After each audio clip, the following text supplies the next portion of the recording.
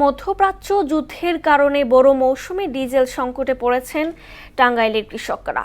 চাষাবাদ নিয়ে দুশ্চিন্তায় পড়েছেন অনেকে, কারণ সময়মতো সেচ দিতে না পারলে ব্যাহত হবে উৎপাদন। এতে ভবিষ্যতের জন্য অনিশ্চয়তা তৈরি হয়েছে। মীর আনোয়ার হোসেন টুটুলের প্রতিবেদন, জানাচ্ছেন মাহমুদ আক্তার।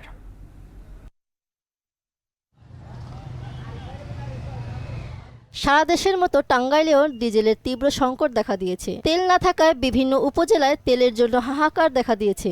বেশিরভাগ পাম্পগুলোই ডিজেল অকটেন পেট্রোল নেই এমন সাইনবোর্ড ঝুলিয়ে দিয়েছে পাম্প কর্তৃপক্ষ।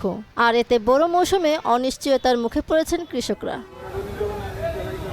কৃষকদের আরও অভিযোগ, পাম্প থেকে মাত্র 2 লিটার ডিজেল দিলেও কয়েক ঘন্টা মেশিন চালানোর পর বন্ধ হয়ে যায়। এতে সেচ পাম্প বন্ধ থাকায় অনিশ্চিত ক্ষতির মুখে পড়ছেন তারা। আগে যে পরিমাণ পাইতাম সে পরিমাণ পাই না।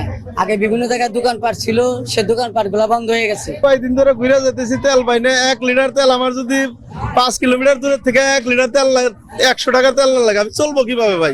নষ্ট হয়ে যাবে, জমি নষ্ট হয়ে যাবে, ধান নষ্ট হয়ে যাবে, আমরা 2 লিটার তেলটা কি করব? সরকার যদি তাড়াতাড়ি ব্যবস্থা করে, নাহলে আমার ক্ষতি হয়ে যেতেছে। ফিলিং স্টেশনের ম্যানেজার জানান, পিবিসি থেকে তেল সরবরাহ না করায় কৃষকদের তেল দেওয়া সম্ভব হচ্ছে না। মাত্র 1 গাড়ি ডিজেল পাইছে। 1 গাড়ি ডিজেল পাওয়ালে আবার 3 দিন চালাতে পারছে। 3 দিন পর আবার ডিজেল শেষ হয়েছে। 9,000 লিটার তেল কতক্ষণ দেওয়া যায়? ঘন্টার পর ঘন্টা গাড়ি সিরিয়ালতে থাকে।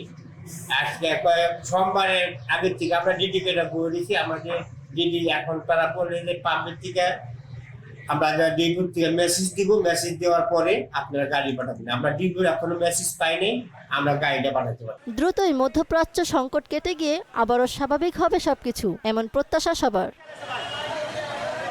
মাহমুদ আক্তার, মোহনা সংবাদ।